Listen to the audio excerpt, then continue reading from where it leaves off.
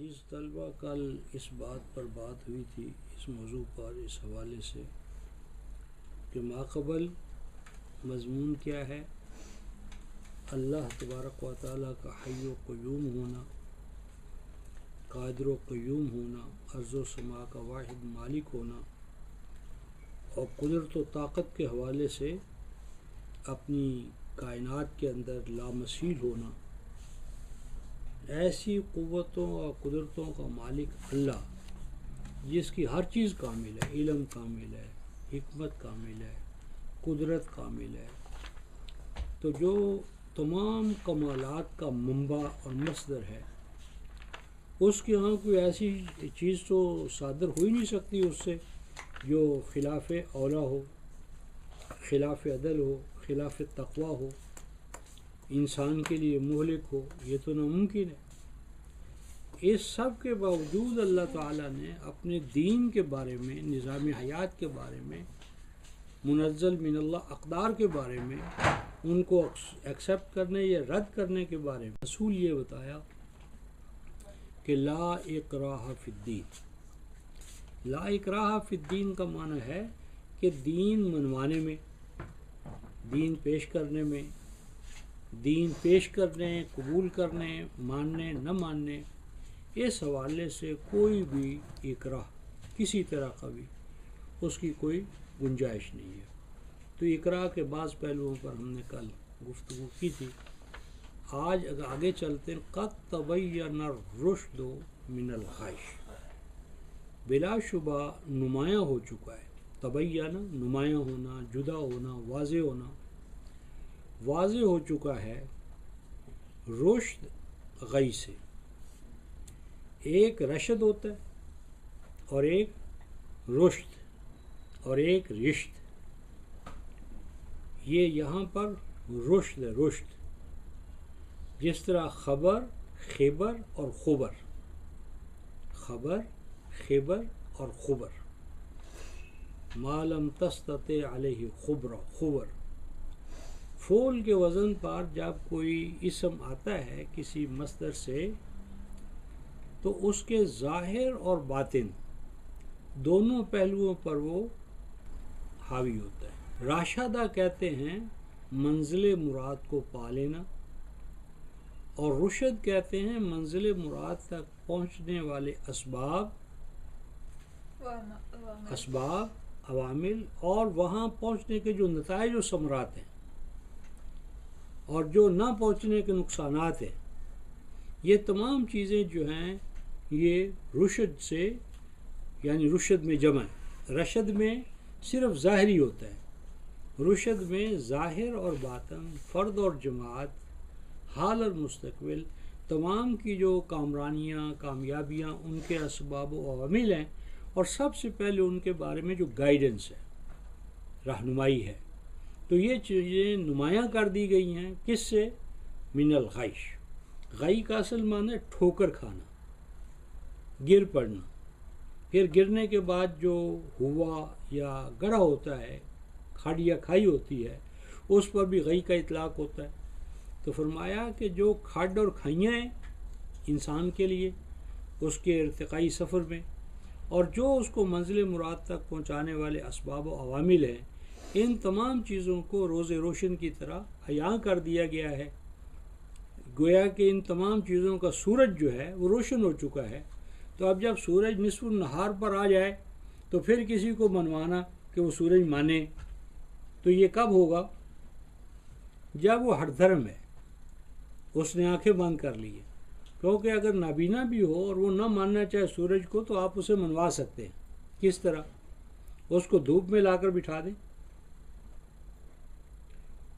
چاروں طرف جو دھوپ پھیلی ہوئی ہے، تو کوئی انگیٹھی تو نہیں رکھی ہوئی، تو جو ہی اس کا جسم جو ہے وہ ننگا ہوگا یا جسم جو ہے اوپن ہوگا تو وہ گرمی محسوس کرے گا، ہر جگہ گرمی ہوگی۔ تو یعنی نابینا بھی جو ہے وہ روشنی تو نہیں دیکھ سکتا، لیکن سورج کے آثار جو ہیں ان کو محسوس کر سکتا ہے حواس کے ذریعے۔ تو جو اب سورج نصف النہار پر آ جائے اور پھر کوئی شخص انکار کرے، تو وہ انکار کون ہوگا کرنے والا؟ معاند، جس کو سورج سے دشمنی ہے۔ اچھا سورج سے دشمنی سورج کے لیے نقصان دہ ہے؟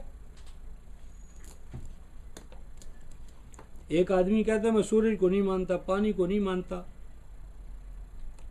میں روٹی کو نہیں مانتا، تو کس کا نقصان ہے؟ روٹی کا ہے، پانی کا ہے، سورج کا ہے؟ جتنے بھی حقائق الاشیاء ہیں ان کی مخالفت اپنی ہلاکت ہے، ان کا تو کچھ نہیں جاتا، وہ تو اپنی ذات میں موجود ہے۔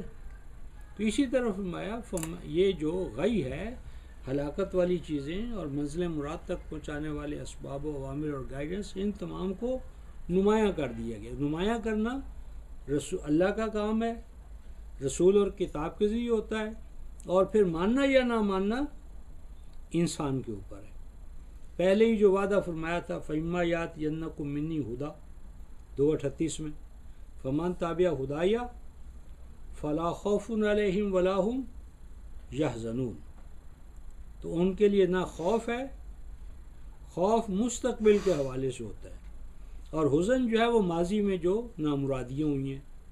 تو اگر وہ اس گائیڈنس کو قبول کر لیں گے تو ان کے ماضی کے جو برے اعمال ہیں ان کی بھی جو اصلاح ہو جائے گی، اور مستقبل کا خوف تو ہوگا ہی نہیں۔ سب سے بڑا خوف تو موت کا ہوتا ہے، موت کا، تو موت کے خوف پر بھی آپ کو غالب کر دے گا یہ دین۔ فَمَن يَكْفُرْ بِالطَّاغُوتِ، پس جو کوئی طاغوت کا کفر کرے، انکار کرے، وَيُؤْمِن بِاللَّهِ، اور پھر ایمان لائے اللہ پر۔ تو طاغوت کا کفر پہلے ہے اور اللہ پر ایمان بعد میں ہے۔ تو طاغوت ہمارے ہاں جتنی بھی قدیم ہماری تفاسیر ہیں ان میں کیا لکھا ہوا ہے؟ کیا طاغوت ہے؟ الاصنام، الاوثان۔ تو اصنام یعنی بت،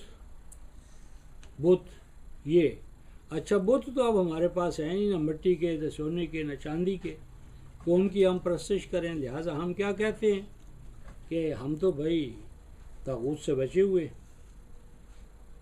کیونکہ کفر بالطاغوت ایمان باللہ کے لیے شرط ہے نا۔ تو ہم کہتے ہیں ہم نے تو کبھی بت بنایا ہی نہیں، بت ہمارے یہاں ہوتے ہی نہیں، تو ہم تو پھر پکے مومن ہوئے۔ اب بتاؤ طاغوت کیا ہے؟ طاغوت جو ہے یہ فاعول کا وزن ہے، فاعول، جس طرح پہلے ہم نے پڑھا ہے تابوت، داوود، جالوت، تالوت، یہ فاعول کا وزن ہے، اور اس کا روٹ ہے توئے غین یہ، طغا، طغیا۔ اور طغیا کس کو کہتے ہیں؟ کسی چیز کا اپنی باؤنڈری لائن سے باہر نکل جانا، جس چیز کی جو باؤنڈری لائنز ہیں ان سے وہ نکل جائے تو وہ طغیان ہے، سیلاب ہے۔ دریا کا پانی اگر دریا کے بیڈ سے باہر نکل جائے، اوور فلو کرے، تو وہ سیلاب بن جاتا ہے۔ اور وہی پانی جو آپ کے لیے ممد حیات ہے، جب سیلاب کی شکل اختیار کرتا ہے تو کھیت کھلیان انسان سب تباہ ہوتے چلے جاتے ہیں۔ آگ جب چولہے کی حدود میں رہے تو نافع ہے، اور چولہے کی حدود سے نکل جائے تو وہی آگ کیا ہے؟ تباہی ہے۔ یعنی ایک ہی چیز جو منفعت کا مصدر ہے، اگر باؤنڈری لائن سے کراس کر جائے تو وہی چیز کیا ہے؟ تباہی ہے۔ تو طغیان، طغا، طاغوت کون ہے؟ انسان کب طاغوت بنتا ہے؟ انسان خود، میں اور آپ، میں اور آپ، میرے اور آپ کے بارے میں بھی طاغوتیت کا امکان ہے۔ تو 96/5 میں فرمایا ان الانسان لیطغی ان رآہ استغنی، بس یہ ہے بنیاد طاغوت بننے کی۔ ان الانسان لیطغی، انسان طاغوت بن جاتا ہے۔ ان الانسان، انسان خود بنفس نفیس انسان، لیطغی، طاغوت بن جاتا ہے۔ کب بنتا ہے؟ ان رآہ استغنی، جب وہ اپنے آپ کو گمان کرتا ہے کہ اس کو کوئی پکڑنے والا نہیں ہے، اس کے اوپر کوئی سپریم نہیں ہے، وہ سب پر سپریم ہے، اسے کوئی پکڑنے والا نہیں ہے۔ یعنی جب انسان کا ذہن یہ بن جائے کہ میں جو چاہوں کروں، مجھے کون پکڑ سکتا ہے، مجھے کون کہہ سکتا ہے کہ تم کیا کر رہے ہو، یہ ہے اساس.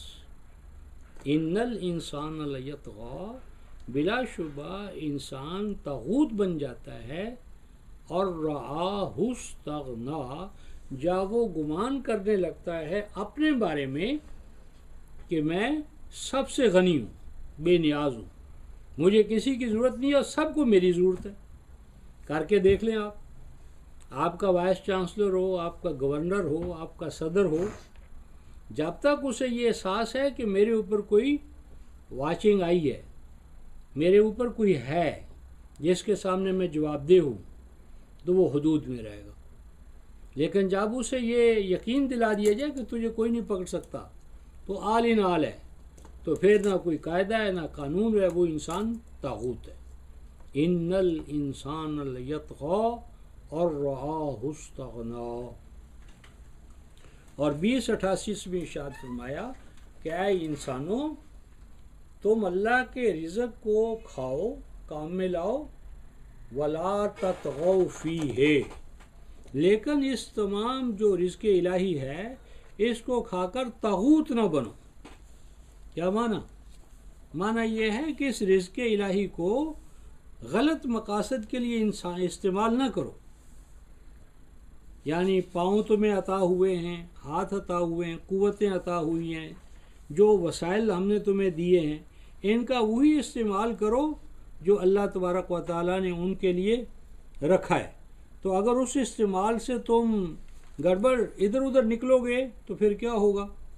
پھر تباہی ہے. وہ 88 نہیں ہے، وہ آیت 81 ہے.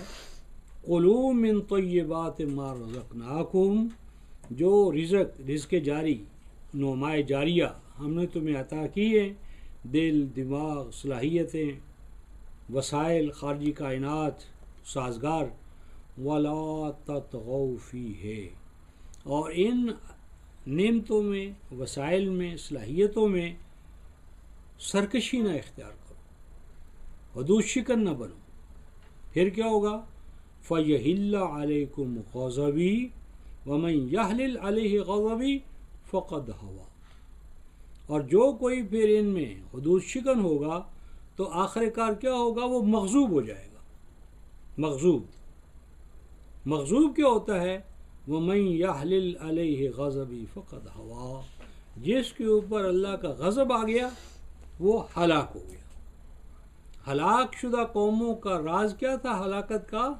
کہ اللہ تبارک و تعالیٰ کی عطا کردہ نعمتوں کا، اقتدار کا، حکومت کا، تمکن کا، جو انہیں بلند و بالا عہدے ملے، انہوں نے ان کو اپنی انسانی حدود میں نہیں رہے بلکہ حدود شکن ہو گئے، جبار بن گئے، مطلق العنان بن گئے، نوع انسانی پر، اپنے اہل ایمان بھائیوں پر عذاب بن گئے، ان کی اپنی ہی ہڈیاں توڑنے لگے. فقد ہوا، تو آخر کار ہلاکت ان کا انجام ہوا. اس ضمن میں نبی پاک صلی اللہ علیہ وسلم اور جنہوں نے آپ کے ساتھ توبہ کی تھی ان کے بارے میں ایک عجیب اللہ تبارک و تعالیٰ کی ہدایت ہمارے سامنے آتی ہے، اور اس میں تمام امت، میں اور آپ، ہم سب کے لیے یہ حکم الہی جو ہے اسی طرح بائنڈنگ ہے جس طرح صحابہ اور آپ کے دور میں جو ایمان والے تھے. تو یہ 11 جو ہے سورہ ہود، اس کی محل 112 آیت ہوگی. فاستقم کما امرت ومن تاب معک ولا تطغوا انہ بما تعملون بصیر ولا ترکنوا الی الذین ظلموا فتمسکم النار وما لکم من دون اللہ من اولیاء ثم لا تنصرون. یہ آیت ہے کہ آپ نے فرمایا شیبتنی ہذہ الآیہ، یہ آیت وہ ہے فرمایا کہ جس نے مجھے قبل از وقت بوڑھا کر دیا. شیبتنی ہذہ الآیہ، یہ آیت ہے جس نے مجھے بوڑھا کر دیا، قبل از وقت بوڑھا کر دیا. 112 فرمایا فاستقیم کما امرت، استقامت اختیار کرو. آپ نے توازن اور اعتدال مستقل مزاجی، جیسا کہ کما، جیسا کہ حکم دیا گیا، یعنی آئیڈیل انداز میں، کما آئیڈیل۔ اور آگے فرمایا وَمَن تَابَ مَعَكَ، آپ بھی یہ کام کریں اور جنہوں نے آپ کے ساتھ توبہ کی ہے۔ توبہ ایمان سے بھی پہلا کام ہے، ایمان سے پہلی جو سٹیج ہے مومن کے لیے وہ توبہ ہے۔ توبہ کا معنی یہ ہے کہ ماضی میں جو بھی ہم غلط کام کرتے رہے، غلط عقائد، غلط اعمال، ان کو ترک کرنے کا اعلان کرنا ایمان سے پہلے ان کو آپ چھوڑیں، ان کو چھوڑے بغیر ایمان معتبر نہیں ہے۔ وَمَن تَابَ مَعَكَ، اور وہ بھی جنہوں نے آپ کے ساتھ توبہ کی ہے۔ اور آگے فرمایا وَلَا تَطْغَوْا، اور اے جماعت مومنین طاغوت نہ بن جانا، طاغوت نہ بنو، حدود شکن نہ بنو، باؤنڈری لائنز کو کراس نہ کرو۔ اِنَّهُ بِمَا تَعْمَلُونَ بَصِيرٌ، اور باؤنڈری لائنز کے اندر انسان کب رہے گا، کب وہ حدود شکن نہیں ہوگا؟ جب اس کا یہ ایمان ہوگا کہ اِنَّهُ بِمَا تَعْمَلُونَ بَصِيرٌ، میرے اوپر ایک ذات ہے، میرا خالق، جو میری ایک ایک حرکت کو دیکھ رہا ہے۔ وہ تھا نا ان الانسان لیطغی ان رآہ استغنی، انسان طاغوت بن جاتا ہے جب وہ سمجھتا ہے کہ میرے اوپر کوئی گرفت کرنے والا نہیں ہے۔ تو مومن اس حال میں ہوتا ہے کہ اس کو یقین ہے کہ میرا خالق، مالک، ہادی، مرشد، مولا اللہ ہر آن مجھے دیکھ رہا ہے، میرے اعمال پر اس کی نظر ہے، میرا محاسبہ ہونے والا ہے، میں نے اپنے رب کے سامنے پیش ہونا ہے۔ تو جس سے پیشی رب کا یقین ہوگا وہ کبھی طاغوت نہیں بنے گا، وہ ہر قدم جو ہے وہ سوچ سمجھ کر اٹھائے گا، ہر حکم جو ہے وہ رضا الہی کے مطابق کرے گا، وہ انسانی کی خدمت کرے گا، کبھی ان کا مخدوم نہیں بنے گا، خادم بنے گا۔ آگے فرمایا وَلَا تَرْكُنُوا إِلَى الَّذِينَ ظَلَمُوا، اور اے جماعتوں ظالموں کی رکنیت نہ اختیار کرنا، جو ظالم طبقات ہیں، افراد ہیں، جماعتیں ہیں، حزبیں ہیں، گروہ ہیں، جتھے ہیں، ان کی رکنیت اختیار نہیں کرنی، ان کے ساتھ اپنے آپ کو نتھی نہیں کرنا، ایسوسیٹ نہیں کرنا، ان سے اپنے آپ کو الگ رکھو۔ کیوں؟ فَتَمَسَّكُمُ النَّارُ، کیونکہ اگر ان کے ساتھ تم اپنے آپ کو نتھی کرو گے تو جو آگ ان کو پہنچے گی وہ تمہیں بھی پہنچے گی۔ وَمَا لَكُم مِّن دُونِ اللَّهِ مِنْ أَوْلِيَاءَ ثُمَّ لَا تُنصَرُونَ، اور جب وہ کرو گے تو پھر جب عذاب آئے گا، پکڑ آئے گی، آگ آئے گی، تو کوئی تمہیں اللہ تعالیٰ کے سامنے بچانے والا نہیں ہوگا اور نہ کہیں سے تمہیں مدد مل سکے گی۔ کہنا یہ ہے کہ طاغوتیت کا جو آغاز ہے وہ اس بات سے ہوتا ہے کہ انسان اپنے آپ کو آل ان آل سمجھ لے اور اسے یہ نہ رہے احساس کہ اس نے اپنے مالک کے پاس جانا ہے، اور زندگی جو ہے وہ ایک ایک اس کی جو حرکت ہے، سکون ہے، عمل ہے، وہ عند اللہ اس کے لیے جواب دہ ہے۔ تو فرمایا کہ جو کوئی مومن طاغوت کا انکار کر کے اللہ پر ایمان لائے تو پھر فقد استمسک بالعروۃ الوثقی، تو بلا شبہ پکڑ لیا اس نے ایک رسا، عروہ رسا، الوثقی ایسا مضبوط ہینڈل پکا کہ لا انفصام لہا، جو کوئی دنیا کی طاقت توڑ نہیں سکتی، انفصم انکسر، ٹوٹ جانا۔ تو یہ وہ رسا ہے ایمان باللہ، کیونکہ جو ہی انسان اس انداز میں ایمان لاتا ہے تو وہ اپنے مالک کے ساتھ جڑ جاتا ہے، زمین و آسمان کا مالک ان کا پشتی بان بن جاتا ہے۔ تو وہ ڈور جو مالک کے ہاتھ میں ہو، اڑانے والے کے ہاتھ میں ہو، وہ ادھر نہیں گرے گی، اور جس کی وہ گرا کٹ گئی ہے، دھاگا کٹ گیا ہے، ڈوری کٹ چکی ہے، اب کسی وقت وہ گر جائے گی۔ تو توحید والا ایمان جو ہے وہ ہر آن انسان کو اپنے مالک کے ساتھ جوڑتا ہے، اور جب توحید میں رکھنا پڑتا ہے، شرک کی آمد ہوتی ہے تو وہ توحید والا جو مضبوط رسہ ہے وہ ہاتھ سے چھوٹ جاتا ہے اور کسی وقت انسان دھڑام سے زمین پہ آ گرتا ہے۔ تو فرمایا لا انفصام لہا، اور آگے الفاظ میں واللہ سمیع علیم۔ یہاں پر سمیع علیم کی کیا ضرورت تھی؟ یہاں سمیع علیم اس لیے لایا گیا ہے کہ اللہ تمہاری پکار کو سنے گا، تمہاری مشکلات کو جو تم اللہ کے حضور پیش کرو گے وہ ان کی اجابت کرے گا، اس تمہاری دعاؤں کو قبول کرے گا، تمہیں ظالموں کے ظلم سے نجات دے گا۔ اور آگے فرمایا علیم، وہ اللہ تعالیٰ کو دعا حوالے سے کوئی ضروری تو نہیں کہ اللہ سے ہم کہیں مانگیں تو وہ دے، علیم وہ تو جانتا ہے کہ تمہاری ضروریات کیا ہیں۔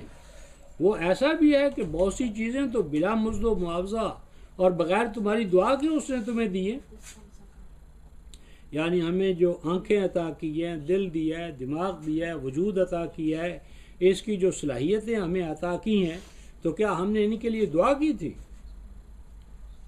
اور ماں کے دل میں جو محبت ہے، باپ کے دل میں جو شفقت ہے، یہ چیزیں کوئی دعا سے ہمیں ملی ہیں؟ تو بہت سی زندگی کی بلکہ کثیر زندگی کے وسائل تو اللہ تعالیٰ نے بربنا رحمت بربنا علم پہلے سے ہمیں عطا کر دی ہے۔ اور ہاں رواں جو مسائل پیدا ان کے لیے ہم اس کے حضور میں دعا کریں تو وہ ہمارا مولا سمیع ہے، حی و قیوم ہے۔ آگے ارشاد فرماتے ہیں کہ اللہ ولی الذین آمنوا، جو اس طرح ایمان لائیں گے کہ طاغوت کو چھوڑ دیں اور اللہ پر ایمان لائیں، طاغوت کو چھوڑ کر اللہ پر ایمان لائیں، تو اللہ ولی، تو اللہ پھر کیا ہے؟ ان کا کارساز ہوتا ہے، حاجت روا ہوتا ہے، مشکل کشا ہوتا ہے، اور کیا کرتا ہے؟ یخرجہم من الظلمات، وہ نکالتا ہے ان کو تاریکیوں سے اور لاتا ہے ان کو نور کی جانب۔ اچھا، اللہ کی یہ ولایت ہمیں کیسے حاصل ہوگی؟ اللہ تعالیٰ کی یہ ولایت جو ہے آج اگر ہم لینا چاہتے ہیں تو اللہ تبارک و تعالیٰ کا یہ ولی ہونا، کارساز ہونا، اس کا ہم نظارہ کیسے دیکھ سکتے ہیں؟ اس کے لیے قرآن حکیم نے 7:196 میں ایک بہت اعلیٰ رہنمائی ہماری کی ہے، 7 سورہ الاعراف اور آیت 196 میں، اور اتنا پرلطف ماحول ہے کہ اگر وہ ایک دفعہ ہمارے ذہن میں قائم ہو جائے تو کیا کہنا۔ ارشاد فرماتے ہیں سورہ الاعراف آیت 195 196، پہلے یہ ذکر ہے کہ رسول اللہ صلی اللہ علیہ وسلم چیلنج کر رہے ہیں، کیا 195 211 صفحہ، کہ یہ جن کو تم اپنا معبود بنا کر بیٹھے ہو، کیا یہ زندہ ہیں؟ ان کے ہاتھ ہیں، پاؤں ہیں، ان میں قوت ہے، طاقت ہے کہ یہ تمہاری دعائیں پکاریں سنیں اور تمہاری مدد میں آئیں؟ اور فرمایا کہ دیکھو پریکٹیکل کرواؤ، میں نہیں مانتا ان کو، تم کہتے ہو یہ حاجت روا ہیں، مشکل کشا ہیں، یہ کرتے ہیں وہ کرتے ہیں، تو فرماتے ہیں قُلِ ادْعُوا شُرَكَاءَكُمْ ثُمَّ كِيدُونِ فَلَا تُنظِرُونَ، فرمایا کہ پکارو، بلاؤ، اکٹھا کر لو ان تمام لات کو، عزا کو، منات کو، جو تمہارے ٹھاکر ہیں، بت ہیں، اصنام ہیں، جو بھی تمہارے مجاور ہیں، جتنے بھی ہیں مددگار، ان سب کو اکٹھا کرو۔ قُلِ ادْعُوا شُرَكَاءَكُمْ، یہ خط خاتمے کی آیت ہے 195، ثُمَّ كِيدُونِ فَلَا تُنظِرُونَ، پھر فرمایا کہ ان تمام کو اکٹھا کر کے یہ کہو کہ ایک شخص ہے محمد صلی اللہ علیہ وسلم جو تمہیں نہیں مانتا، تمہاری خدائی کو نہیں مانتا، تمہاری کارسازی کو نہیں مانتا، تمہاری حاجت روائی کو نہیں مانتا، وہ مکمل باغی ہے تمہارا۔ اور وہ کیا کہتا ہے؟ ثم قیدون، کہ جو ان کی طاقت ہے، قوت ہے، وہ میرے خلاف استعمال کریں۔ اور آگے فرمایا فلا تنظرون، ان کے بس میں ہے تو مجھے ایک منٹ بھی مکے میں زندہ نہ رہنے دیں۔ یہ لات، عزا، منات، ان میں کوئی طاقت ہے تو سب سے پہلے اپنی طاقت کا مظاہرہ کس کے خلاف کریں؟ محمد رسول اللہ کے خلاف۔ فلا تنظرون، میں ایک لمحے کی تم سے مہلت نہیں مانگتا، نہ جو کرنا ہے میرے خلاف ان سے کروا لو۔ کتنا بڑا چیلنج، اندازہ کریں مکی ماحول میں کہ جب چند نفوس آپ کے ساتھ ہیں، ایسے ماحول میں ڈنکے کی چوٹ تمام الہان باطل کو چیلنج کرنا، یہ لات، عزا، منات، یہ جتنے بھی تمہارے ہیں ان کو، ان کے مجاوروں کو اکٹھا کرو اور جو کچھ مجھے نقصان پہنچا سکتے ہیں پہنچائیں، میں کوئی تمہارے خلاف کسی عدالت میں کلیم داخل نہیں کروں گا، کوئی نہیں، جو چاہتے ہو کر گزرو۔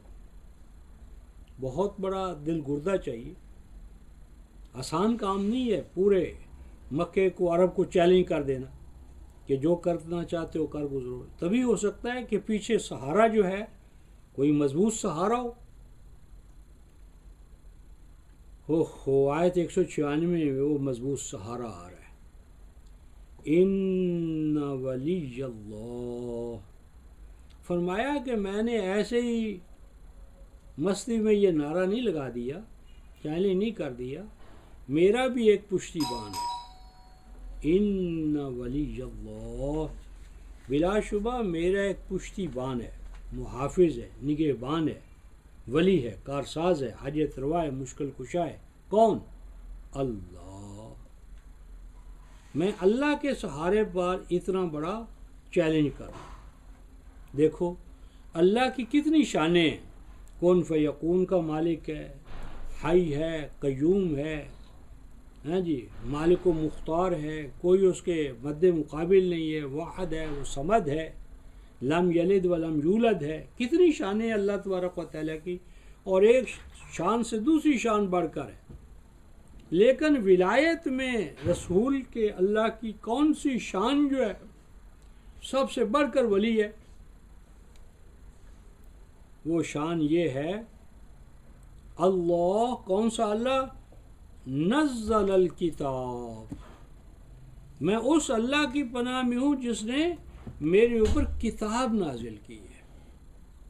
کتاب، سب سے بڑا فضل جو ہے، نعمت جو ہے، وہ کتاب کا نزول ہے۔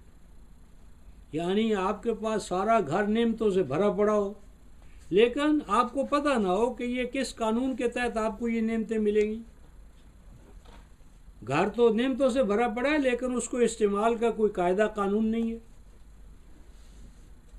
تو کوئی نعمت جو اس سے آپ استفادہ نہیں کر سکتے اگر آپ کو قاعدے قانون کی خبر نہ ہو۔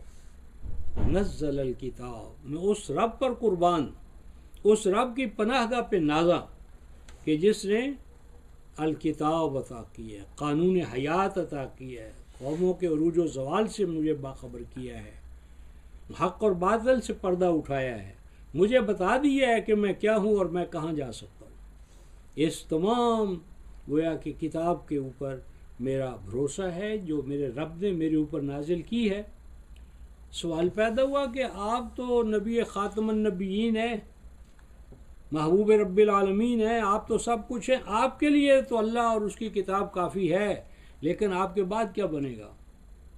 14ویں صدی کا انسان جو فقوں اور فرقوں کا مارا ہوا ہو، وہ کہاں جائے گا؟ آپ کے بعد کیا ہوگا؟ کیا ضمانت ہے کہ آپ کے بعد اندھیری رات نہیں آ جائے گی؟ کیا فرمایا؟ دیکھو، وَهُوَ يَتَوَلَّى الصَّالِحِينَ، اور نہیں، یہ اللہ ایسا نہیں ہے جو میرے ساتھ ہے اور بعد میں میرے بعد مومن یتیم ہو جائیں گے، نہیں، وَهُوَ يَتَوَلَّى الصَّالِحِينَ، میری امت کے جو صلحاء ہوں گے ان سب کو اللہ تبارک و تعالیٰ اپنی ولایت کے نشانات دکھائے گا۔ یعنی امت کے اندر اگر صالحیت رہے گی، امت صالح رہے گی، تو صالح ہونے کی صورت میں کیا ہوگا؟ اللہ تبارک و تعالیٰ اپنی کارسازی، حاجت روائی، مشکل کشائی، اس کی چمکار دکھاتا رہے۔ وَهُوَ يَتَوَلَّى الصَّالِحِينَ۔ صالح ہی نہیں، ہم پیچھے تھوڑا ایک حوالہ دیکھتے ہیں جس سے مصلح آپ کو بنایا جا سکتا ہے۔ صالح تو ہے جو اپنی ذات میں صالح ہو، اور مصلح کون ہوتا ہے؟ جو دوسروں کو صالح بناتا ہے۔ مصلح، صالح بنانے والا، یہ آیت 169 170 دیکھیں اسی اعراف کی، جس میں قوم موسیٰ کا ذکر ہے. یہ میری اور آپ کی حالت ہے. آج امت اس مقام پر آئی ہے اور اسی لیے قرآن کا یہ مجدہ جو ہے، خوشخبری جو ہے، اس کو عام کرنے کی ضرورت ہے. فخلف من بعدهم خلف ورثوا الكتاب یاخذون عرض هذا الادنى ويقولون سيغفر لنا وإن يأتهم عرض مثله يأخذوه ألم يؤخذ عليهم ميثاق الكتاب ألا يقولوا على الله إلا الحق ودرسوا ما فيه والدار الآخرة خير للذين يتقون أفلا تعقلون. بنی اسرائیل میں، قوم موسیٰ میں وہ دور آ گیا کہ ایسے ناخلف موسیٰ کی مسند پر، منبر و محراب پر مسلط ہو گئے، جس طرح آج ہمارے دور میں جس کو کوئی کام نہیں آتا وہ خطیب بن جاتا ہے گویہ ہو کر. خلف ناخلف کے معنی میں عربی میں کچھ ناخلف انبیاء کے مسند و محراب پہ قابض ہو گئے، مسلط ہو گئے. کہتے ہیں ہم کتاب کے وارث ہیں، نبیوں کی وراثت ہمارے پاس ہے. حالت کیا ہے؟ یاخذون عرض هذا الادنی، کتاب الہی کے وارث بن کر حیات دنیا کا سامان اکٹھا کر رہے ہیں. جو حکمران آتا ہے اس کے دربار میں پہنچ جاتے ہیں. حاکم آئے، حکمران آئے، اس کا کلمہ پڑھتے ہیں، گنگاتے ہیں اور مال لیتے ہیں. ایک پارٹی آئی، اس سے مال لے لیا، اس کے حق میں فتویٰ جاری کر دیا. اور کیا کہتے ہیں؟ سیغفر لنا، ہم سے تھوڑی سی نالائکی تو ہو گئی ہے، غلطی تو ہو گئی ہے، ہم نے خام خواہ ان کی حمایت کر دی، کوئی بات نہیں ہے، اللہ بڑا غفور و رحیم ہے. اللہ کی مغفرت کے اندر کوئی کمی ہے؟ اس کی کوئی حد ہے؟ وہ کہتا ہے نا کہ میں نے گناہوں سے توبہ نہیں کی، گناہوں سے باز نہیں آیا، تو میں دیکھنا چاہتا تھا کہ میرے گناہوں کی وسعت زیادہ ہے یا تیری رحمت کی وسعت زیادہ ہے. میرے گناہ جو ہیں وہ کتنے ہیں، کتنے ہو سکتے ہیں، لیکن تیری رحمت کا تو کنارہ ہی نہیں ہے کوئی. میں بس یہ جج کرنا چاہتا تھا کہ اللہ کی رحمت بڑی ہے یا میرے گناہ. سیغفر لنا، وہ بخش دیا جائے گا. یار کیوں ہمیں مایوس کرتے ہو؟ وَإِن يَأْتِهِمْ عَرَضٌ مِثْلُهُ يَأْخُذُوهُ. اب دوسری پارٹی آ گئی. پہلے نواز لیگ تھی، اب پیپلز پارٹی آ گئی، ان کے ہاں پہنچ گیا. اور وہ جو ماضی میں کہہ رہے تھے اس کے اپوزٹ فتویٰ دے دیا. کل تک ہمارے کہتے تھے عورت حکمران تو کجا، عورت کو ووٹ ڈالنے کا حق نہیں ہے. 1950-51 میں عورت جو تھی اس کو ووٹ ڈالنے کا حق نہیں ہے. اور 64-65 کے اندر عورت کو صدر پاکستان بنانے کے لیے مولویوں نے سارے حربے استعمال کر لی، سارے فتوے دے دیے. اور اسی طرح بے نظیر کے آنے سے پہلے ہمارے علماء کیا کہتے، جب بن گئی تو شہیدہ ہے، شہید باپ کی عظیم بیٹی، اس کے بلاول کی عمر آنے تک میں نے وہ دعائیں سنی. یا خضو، دوسری پارٹی آ گئی، ان کو اس کے حق میں فتویٰ دے دیا. علم یؤخذ علیہم میثاق الکتاب. ان کمبختوں سے پوچھو کہ جس کتاب کو تم پیش اور کر رہے ہو، بیچ رہے ہو، کیا کبھی پڑھا ہے اس میں کوئی میثاق الکتاب بھی ہے؟ 3:187 میں جس کا حوالہ ہے. میثاق الکتاب کیا تھا؟ کتاب یاد ہے تمہیں، میثاق الکتاب بھول گئے. وہ کیا ہے؟ اللہ یقولوا علی اللہ الا الحق. قرآن سے، اللہ کے دین سے، کتاب سے وہی بات بیان کرو جو حقی ہے، سچی ہے، پکی ہے، جس میں تضاد نہیں ہے. گرگٹ کی طرح رنگ کیوں بدل رہے ہو؟ دین تبدیل کرتے رہتے ہو. آج حلال کل حرام. وَدَرَسُوا مَا فِيهِ. اور مومن ہو تو درس صرف قرآن کا دو. یہ مصنوعی روم کا درس ہے، یہ فلاں کا درس، یہ کہاں سے دروس آ گئے؟ وَدَرَسُوا مَا فِيهِ. درس صرف اس کا ہے جو اللہ کے کلام میں ہے، اللہ کی کتاب میں ہے. غیر کتاب اللہ کا درس کہاں سے تم نے لے لیا؟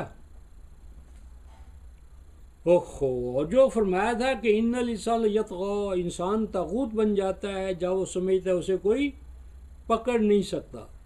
تو مومنوں کا مزاج بتایا، والدار الآخرۃ خیر للذین یتقون، اہل تقوی کے لیے جو ایمان رکھتے ہیں کہ ہم نے مرنا ہے، رب کے سامنے پیش ہونا ہے، آخرت میں ہمارے اعمال کا محاسبہ ہونا ہے، وہ اہل تقوی ایسا نہیں کرتے. اور دوسروں کو افلا تاقلون، کیا ایسی بات تو نہیں ہے کہ تم نے دین سے عقل کو نکال دی ہے؟ دین میں عقل کا کیا کام؟ نہ. ایک مول صاحب ہے کہتے ہیں قاضی صاحب دین دین عقل عقل کیا بیان کرتے ہو، اور خود ہی کہنے لگے کہ شرع کی شرم، شرع میں کیا شرم؟ میں نے کہا ہاں آپ کے خیال میں شرع بشرموں کے لیے، بشرمی پیدا کرنے، بشرم بنانے کے لیے شرع ہے. ایسے خاموش ہوئے، بات ہی نہیں کی دوبارہ. اب دیکھو حل، والذین یمسکون بالکتاب، حل کیا ہے ایسے حالات میں؟ وہ افراد جو مضبوطی کے ساتھ پکڑ لیں میری کتاب کو. یعنی یہ دور ہوگا پرسنالٹیز کا دور، فرقوں کا دور، گروہوں کا دور، فقوں کا دور، فتنوں کا دور. تو والذین یمسکون بالکتاب، یمسکون الکتاب نہیں کہا، یمسکون بالکتاب، جو چمٹ جائیں میری کتاب کے ساتھ، میری کتاب کو اس طرح مضبوطی کے ساتھ پکڑ لیں کہ بس باقی سب بھسم، اللہ کی کتاب ہی کتاب ہو، کچھ نہ رہیں اپنے پاس. یمسکون، مضبوطی کے ساتھ اپنے آپ کو تھام لیں، روک لیں، جوڑ لیں کتاب کے ساتھ. وَأَقَامُوا الصَّلَاةَ، یہاں اقامت صلاۃ کل دین کے لیے، جو کتاب کہے وہ کریں، جس سے کتاب کہے چھوڑ دو چھوڑ دیں.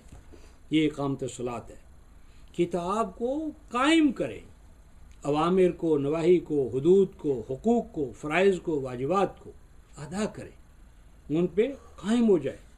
تو آگے کیا فرمایا؟ اِنَّا لَا نُضِيعُ أَجْرَ الْمُصْلِحِينَ، یہ ہیں مصلح، صرف صالح نہیں ہیں، یہ مصلح ہیں. ان مصلحین کی جو جد و جہد ہے، ایمانی جد و جہد ہے، سٹرگل ہے، باطل اور طاغوت کے ساتھ نہ چلنے کا جو فیصلہ ہے، اس کو ہم برکت ڈالیں گے، اس کو ضائع نہیں ہونے دیں گے، ضائع نہیں ہوگا.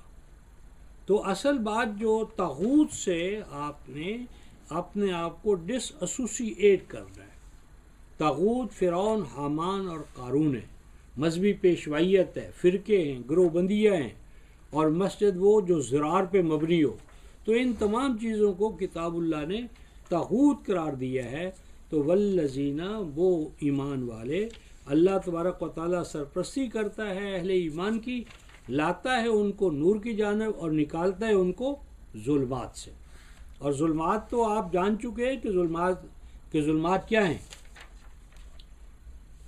اس کے لیے 14/5 اور سورہ القصص آیت نمبر 4 اور 5 دو حوالے دیکھ لیں، لکھ لیں، آپ خود دیکھیں، کیونکہ ہم آگے چلتے ہیں. اس کے اندر ظلمات ہیں فرقہ پرستی، الگ الگ دین، الگ الگ گروہ بندیاں، یہ الگ الگ جماعتیں، ملٹی پارٹی سسٹم، یہ سارا کیا ہے؟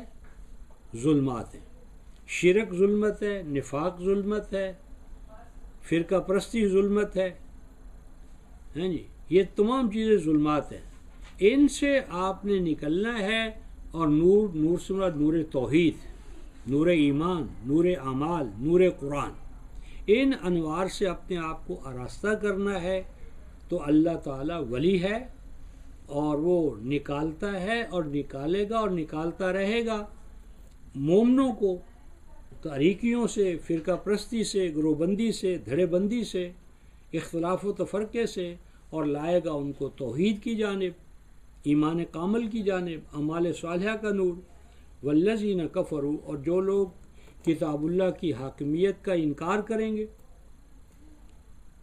اس میں شرک کریں گے، ملاوٹ کریں گے.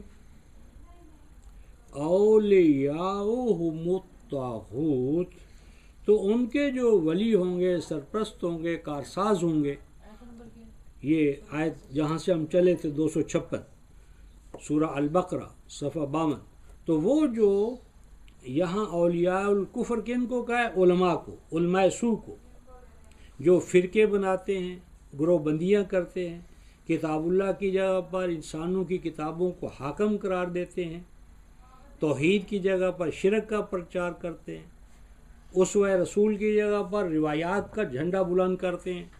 تو یہ کیا ہے؟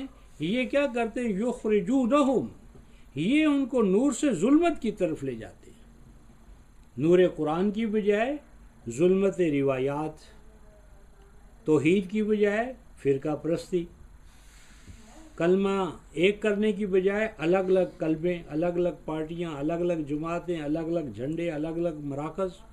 تو یہ تمام چیزیں جو ہیں یہ کیا ہے؟ طاغوت ہے. اور طاغوت کی پہچان کیا بتائی ہے؟ یخرجونہم من النور الی الظلمات. ہر وہ فرد اور ادارہ جو نور قرآن سے آپ کو ظلمات روایات کی طرف لے جائے، اللہ کی توحید کی بجائے شرک کا پرچار کرے، عقل اور منطق کی بجائے سوچ اور سمجھ کی بجائے اندھی تقلید کا آپ سے مطالبہ کرے، نور قرآن کے چراغ کو گل کر کے اندھے طریقے سے آپ کو اپنی روایات بنوانا چاہے، یہ تمام شخصیات، افراد اور ادارے کون ہیں؟ طاغوت ہے. یہ طاغوت ہے. اور طاغوت کے بارے میں فرمایا اولئک اصحاب النار ہم فیہا خالدون. اگر یہ توبہ کیے بغیر اسی حالت میں چلے جائیں گے تو ان کی اپنی بخشش نہیں ہوگی، کسی اور کی بخشش انہیں کیا کروانی ہے. اصحاب النار آگ والے ہیں اور آگ میں رہیں گے اگر حیات دنیا میں توبہ کر کے اللہ تعالیٰ کے پیش نہ ہوئے. اب جو اوپر یہ فرمایا تھا کہ اللہ ولی الذین آمنوا یخرجہم من الظلمات الی النور والذین کفروا اولیاءہم الطاغوت، اب اس کی ایک عملی مثال دیتے ہیں. آگے جو 3 مثالیں آ رہی ہیں نا، یہ ولایت اللہ کی مثالیں ہیں اور اولیاء الطاغوت جو ہے ان کی مثال ہے. تو اولیاء اللہ کا ترجمان ہے کون؟ ابراہیم خلیل اللہ. اور طاغوت کا نمائندہ ہے نمرود، جسے عرف عام میں نمرود کہتے ہیں. قرآن حکیم نے اسے فرعون کا ہے، حامان کا ہے، قارون کا ہے. تو یہاں 2 ادارے ہیں، ایک خلیل اللہ کا اور دوسرا اس کے مقابلے میں نمرود کا. نمرود کا معنی کیا ہے؟ نمرود تمرد مرد علی النفاق. مرد کہتے ہیں میم رے دال، سرکشی اور نافرمانی کے ساتھ ساتھ آکڑ باز بننا. سرکشی بھی ہو، نافرمانی بھی ہو، فخر بھی ہو اپنی نافرمانی پر. ایک ہے نافرمانی لیکن احساس ہوتا ہے یار پکڑے جائیں گے، اور ایک ہے وہ حالت کہ تمرد ہے، سرکشی ہے، اور سرکشی کے ساتھ ساتھ فخر ہے، مباحات، کوئی بہت بڑا کام ہے جو ہم کر رہے ہیں. تو ارشاد فرمایا الم تر الی الذی حاج ابراہیم فی ربہ ان آتاہ اللہ الملک. کیا غور کیا تم نے؟ الم ترا، کیا غور کیا تم نے؟ الی الذی، اس شخص کے بارے میں، حاج ابراہیم. ابراہیم یہاں کیا ہے؟ منصوب. کیوں ہے؟ مفعول ہونے کے ناطے سے. اور فاعل کون ہے اس کا؟ الذی حاج. تو اس میں جو حاجہ کے اندر جو ضمیر فاعل ہے ہوا، اس کا مرجع کون ہے؟ نمرود، فرعون، قارون، وہ جس کو اللہ تبارک و تعالیٰ نے ابراہیم کے مقابلے میں اقتدار عطا کیا تھا. تو اقتدار تو پہلے سے چلا آ رہا تھا. جب پہلے ان کو اقتدار ملا ہوگا تو اس وقت یہ طاغوت نہیں ہوں گے، پھر آہستہ آہستہ یہ طاغوت بنے ہیں. تو وہ جب ابراہیم کے دور میں وہ تھا تو اس نے ابراہیم سے محاجہ کیا. کس موضوع کیا تھا محاجے کا؟ فی ربہ، رب کے بارے میں. ابراہیم کو اللہ تعالیٰ نے ہمارے اور آپ کے لیے کیا کیا ہے؟ اسوہ قرار دیا ہے۔ زندگی کے جتنے بھی دائرے ہیں، سرکلز ہیں، آسپیکٹس ہیں، ان تمام پہلوؤں میں ابراہیم ہمارے لیے کیا ہیں؟ اسوہ کاملہ۔ اب یہاں پر کیا ہے کہ وہ پہلے انہوں نے اپنے مشن کو کہاں سے شروع کیا؟ اپنے گھر سے۔ گھر میں کہاں سے شروع کیا؟ اپنے باپ سے۔ اور باپ کے ساتھ جو کچھ انہوں نے کیا، اور باپ نے پھر کیا کیا کہ یا تو باز آ جا، اور اگر باز نہیں آئے گا تو کیا کرے گا؟ کروں گا لَأَرْجُمَنَّكَ، میں تجھے رجم کروا دوں گا۔ گویا کہ ابراہیمی دور میں بھی دین ترک کرنے سے کیا ہو جاتا تھا؟ رجم۔ اچھا، دین چھوڑنے کا نتیجہ، جس طرح آج کہتے ہیں کہ جو آپ کا اسلام چھوڑ دے اس کو کیا کرو؟ قتل۔ سوال یہ ہے کہ اگر آپ یہ اصول بنا لیں گے تو دنیا میں تبلیغ آپ کس کو کریں گے؟ آپ جس کو ایمان کی دعوت دی، ہاں جی، آپ نے کہا کہ اگر ہمارا کوئی آدمی دین چھوڑے کیا کرو؟ قتل کر دو، تو یہی قانون عیسائی بنائے گا، یہی یہودی بنائے گا، یہ ہندو بنائے گا، تو آپ دعوت کس کو دینا چاہیں گے؟ کیونکہ انٹرنیشنل لا تو وہی ہوگا نا، کیف تدین و تدان، جو قانون آپ بنائیں گے دوسرا بھی وہی بنائے گا۔ اگر آپ اپنے مرتد کو قتل کر دیں گے تو وہ اپنے مرتد کو قتل کر دیں گے، تو تبلیغ کس کو کریں گے؟ تو یہ جو رجم کرنا ہے یہ سنت کس کی ہے؟ فرعونوں کی، حامانوں کی، قارونوں کی۔ میرے ایک سعودی دوست نے کہا لولا كنت في البيت المحرم لأمرت فلاں فلاں کو کیا لیسجنوک، تجھے جیل میں ڈال دیں۔ تو میں نے ان سے کہا الا تعلم، تو نہیں جانتا کہ اپنے مخالف کو جیل میں ڈالنا کس کی سنت ہے؟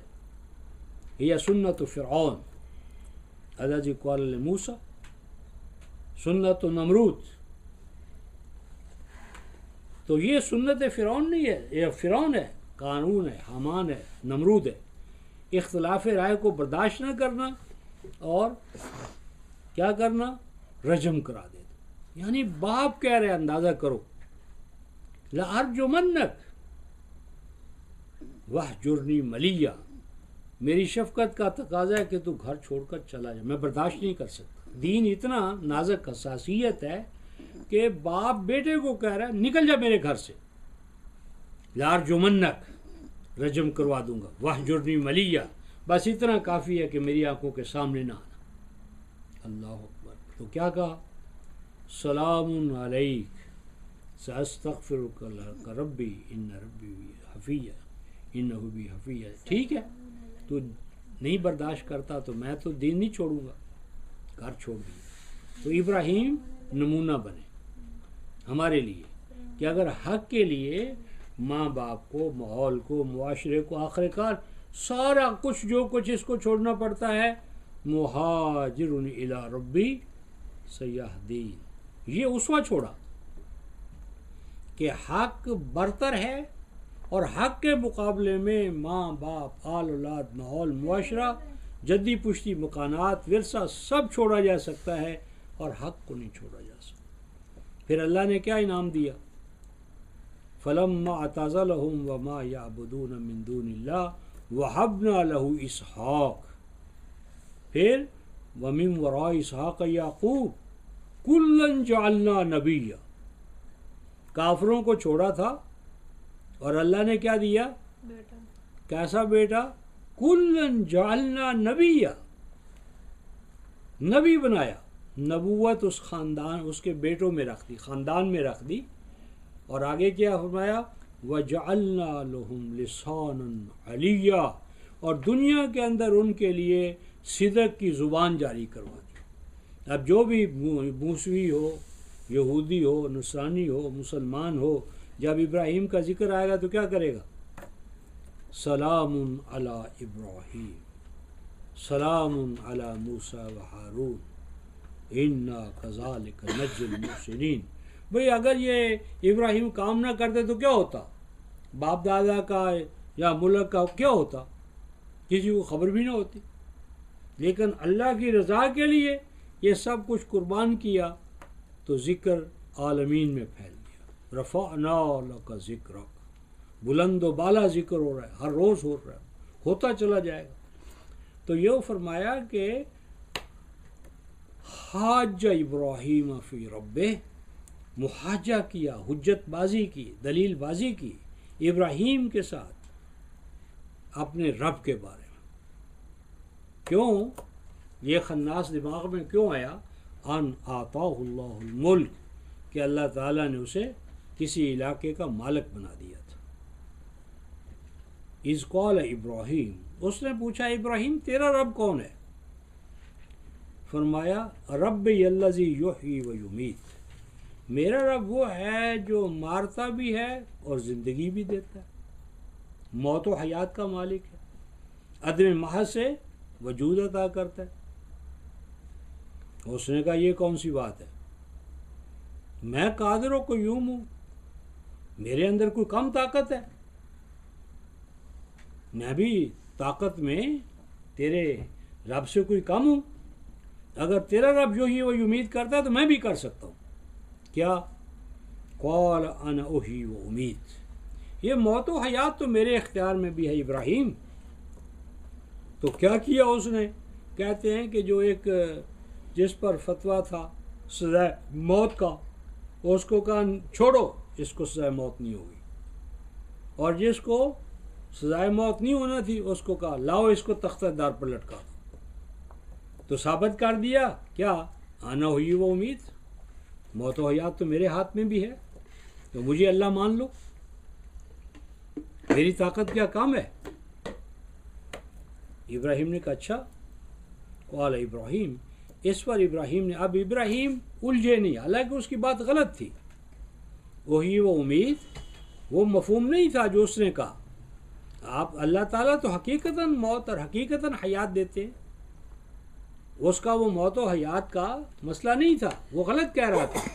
لیکن دعوت کا طریقہ بتایا ہے کہ اگر کوئی شخص حجت بازی پر اتر آئے نا تو اس کو ایسی حجت بالغہ پر لا کر مارو، چھوٹی چھوٹی باتوں سے صرف نظر کرتے چلے جاؤ اور آخر کار اسے حجت بالغہ پر مارو. اس نے کہا نہ ہوئی وہ امید، میرے ہاتھ میں بھی موت و حیات ہے. اچھا اتنا تو قادر و قیوم ہے کہ تو بھی موت و حیات کا مالک ہے، طاقت تیری بھی بہت زیادہ ہے.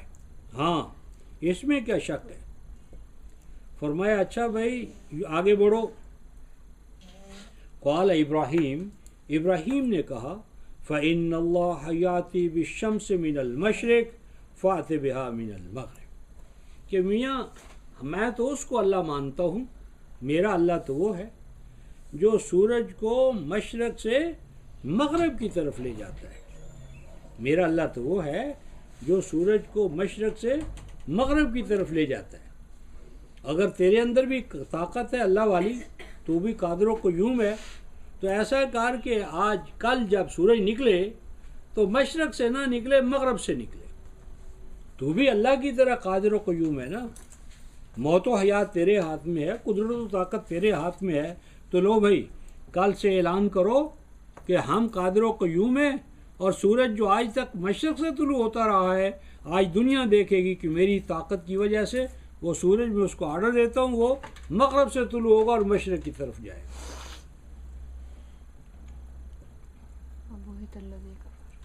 تو کیا ہوا؟ فبہت الذی کفر، اب اس کی طاقت کا تو کچھ عمر نکل گیا. لاؤ بھائی اپنی طاقت، کہاں ہے تمہاری طاقت؟ فبہت الذی کفر، حواس باختہ ہو گیا، زبان بند ہو گئی، جسے اپنی طاقت کا بڑا ناز تھا، لیکن پھر بھی واللہ لا یہدی القوم الظالمین، ایمان پھر بھی نہیں لایا، خاموش رہا.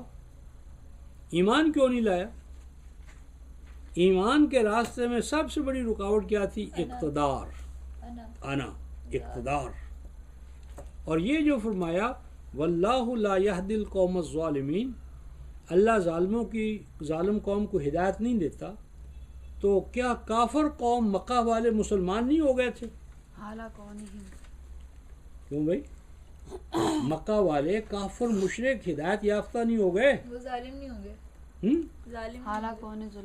یعنی واللہ لا یہدی القوم الظالمین حالا کونہم ظالمین، اے اذا لم یترکوا الظلم فاللہ لا یہدیہم واذا ترکوا الظلم نبذ الظلم فاللہ یہدیہم الی الایمان، کہ جو ظلم کی حالت رہتی ہے، ظلم کی حالت کو برقرار رکھے گا، ہدایت یافتہ نہیں ہوگا۔ ہدایت یافتہ ہونا چاہے گا تو کیا کرے گا؟ ظلم چھوڑ دے۔ تو ایمان کے راستے میں، ہدایت کے راستے میں رکاوٹ کیا ہے؟ ظلم چھوڑ دے تو ہدایت یافتہ ہو جائے گا۔ تو اللہ تبارک و تعالی ظالم کو ظالم رہتے ہوئے ہدایت نہیں دیتے، ظلم چھوڑ دے تو ہدایت یافتہ ہو جائے گا۔ آگے جو دوسرا واقعہ ہے اس کی صرف ہم تمہید میں دو باتیں کہہ کر ختم کرتے ہیں۔ او کالذی مر علی قریہ وہی خاویۃ علی عروشہا، یہ بہت اہم مقام آ رہا ہے، اور یہ دراصل ہمارا اور آپ کا حال ہے، یہ ہماری امت کا حال ہے۔ کالذی مر علی قریہ وہی خاویۃ علی عروشہا قال انا یحیی ھذہ اللہ بعد موتہا فاماتہ اللہ مئۃ عام ثم بعثہ قال کم لبثت قال لبثت یوما او بعض یوم قال بل لبثت مئۃ عام فانظر الى طعامک وشرابک لم یتصنع وانظر الى حمارک ولنجعلک آیۃ للناس وانظر الى العظام کیف ننشزها ثم نکسوها لحما فلما تبین له قال اعلم ان اللہ علی کل شیء قدیر۔ یہ چونکہ کل پھر اس کو پڑھنا پڑے گا، اور بڑی اہم اس حوالے سے ہے کہ اس میں ہمارا جو مسئلہ ہے، ہماری جو حیات ہے، ہماری جو اس وقت موت ہے، اس موت کا بیان ہے، اور اس کو حیات میں تبدیل کرنے کی اسٹریٹجی ہے، میتھڈالوجی، حکمت عملی ہے۔ موت کو حیات میں تبدیل کرنا، موت سے نکلنا اور حیات میں آنا۔ پہلا جو اس میں ہماری تفسیری روایات میں جو ہم سے چوک ہوئی ہے وہ ہے کہ ہم مفسرین اس بحث میں پڑ گئے کہ یہ کون سی بستی تھی، یہ کون سا نبی تھا، کون سا آدمی تھا، یا کون سی بستی تھی۔ تو اس بستی اور آدمی کی تلاش میں صفوں کے صفے کالے کر دیے، کوئی کہتا ہے یہ فلاں نبی تھا، کوئی کہتا ہے یہ انطاکیہ کی بستی تھی، کوئی کہتا ہے یہ فلاں بستی تھی، اور صفوں کے صفے آپ کو، یعنی حالت ہمارا یہ ہے، حالت یہ ہے کہ تفسیری جو ہمارا مواد ہے کہ فرعون جو ہے جب موسیٰ کے تعاقب میں نکلا تھا تو فرعون کے گھوڑے کا رنگ کیا تھا، اس پہ بحث ہے۔ اس گھوڑے کا سائز کیا تھا، اس کی جو لگام تھی وہ سونے کی تھی، چاندی کی تھی، یا عام لوہے کی تھی، اور اس دن فرعون نے لباس کون سا پہنا ہوا تھا، اس کا ذرا بختر کون سا تھا، یعنی ہاں یہ بحثیں ہمارے ہاں علم یعنی کتب تفاسیر میں یہ بحثیں موجود ہیں، حتیٰ کہ موسیٰ علیہ السلام کی والدہ نے جو تابوت بنا کر ان کو دریا میں ڈالا تھا اس کا سائز کیا تھا، چھوٹا تھا، بڑا تھا، سرکنڈے کا بنا ہوا تھا یا لکڑی کا بنا ہوا تھا، اور جب وہ ڈالا تھا تو صبح کا ٹائم تھا، رات کا ٹائم تھا، اور ان کو کوئی دیکھ رہا تھا نہیں دیکھ رہا تھا، یعنی یہ وہ چیزیں ہیں جن کا نہ ادھر کوئی تعلق ہی نہیں ہے، نہ دین نہ دنیا۔ بھائی وہ تابوت 6 فٹ کا تھا، 4 فٹ کا تھا، 2 فٹ کا، ہمیں اس سے کیا؟ اور نتیجہ یہ ہے جی کہ اب وہ بستی کون سی تھی، اس بستی کا وہ نبی کون سا تھا، ہم کیوں ان بحثوں میں پڑھنے کے مجاز نہیں ہیں؟ کیوں؟ سوال نہیں پوچھا جائے گا، نہیں، یہ بات قرآن کے الفاظ پہ ہم نے غور نہیں کیا۔ قرآن نے کہا تھا، کیا کہا تھا؟ یہ الفاظ ہیں او کالذی مر علی قریہ، کاف حرف تشبیہ ہے، یعنی یہ اللہ نہیں بیان کر رہا کہ کوئی تھا جو گزرا تھا، بلکہ کاف حرف تشبیہ ہے، یعنی فرمایا جا رہا ہے کہ ایسے ہو کہ کوئی شخص سفر کرے اور اس کے سامنے یہ بات آ جائے، یہ تمثیل بیان کی جا رہی ہے. کالذی مر علی قریہ، یعنی یہ تمثیل بیان کی جا، حتیٰ کہ مثلا جب وہ دیکھو 27/10 وَأَلْقِ عَصَاكَ، اپنا عصا ڈالو، فَلَمَّا رَآهَا، جب اس نے اس عصا کو دیکھا جو ڈالا تھا تو کیا ہو گیا تھا؟ كَأَنَّهَا جَانٌ، وہ سانپ نہیں بنا تھا، سانپ جیسا ہو گیا تھا. كَأَنَّهَا، گویا کہ، یعنی وہ سانپ نہیں تھا، سانپ نہیں بنا تھا، کوئی چیز ایسی تھی کہ یوں نظر آتا جیسے سانپ ہے. میں کہنا صرف یہاں یہ ہے کہ کاف حرف تشبیہ موجود ہے، كَأَنَّهَا جَانٌ، گویا کہ. لیکن اب تمام مسلمان امت کہتے نہیں جی وہ تو سانپ بن گیا تھا. قرآن کہتا ہے كَأَنَّهَا جَانٌ، حتیٰ کہ اسی میں نمبر میں ہم پڑھیں گے کہ جب سیدنا موسیٰ نے وہ سلیمان نے وہ ملکیس کا وہ جو تخت منگایا تھا، کہتے ہیں نا منگایا تھا، تو وہ جب آ گیا تو پوچھا یہ تھا تیرا عرش؟ کیا اس نے کَأَنَّهُ ہوا، اور یہ نہیں یہ اس جیسا ہے. اللہ تعالیٰ کہتے اس جیسا تھا، کہتے نہیں صاحب وہی تھا. اللہ کہتے کالذی مر علی قریہ، ایک مثال سمجھو، گویا کہ کوئی جائے، گویا کہ تشبیہ دے رہے ہیں، اور وہ کہتے نہیں صاحب وہ تو تھا ہی ایسے، وہ تو تھا ہی ایسے. تو اس مقام کو میں نے بہت اپنی طرف سے اچھے انداز میں حل کرنے کی کوشش کی ہے، اور اس پر ایسی چیزیں ہیں بحمداللہ کہ جو بہت کم میں نے ادھر ادھر کہیں ان کو دیکھا ہے. تو کل انشاءاللہ العزیز اس پر اور ابراہیم کے جو 4 پرندے اور جو کچھ ہوا ہے ان 2 پر تفصیل سے بات کریں گے. تو آخر دعوانا ان الحمدللہ رب العالمین.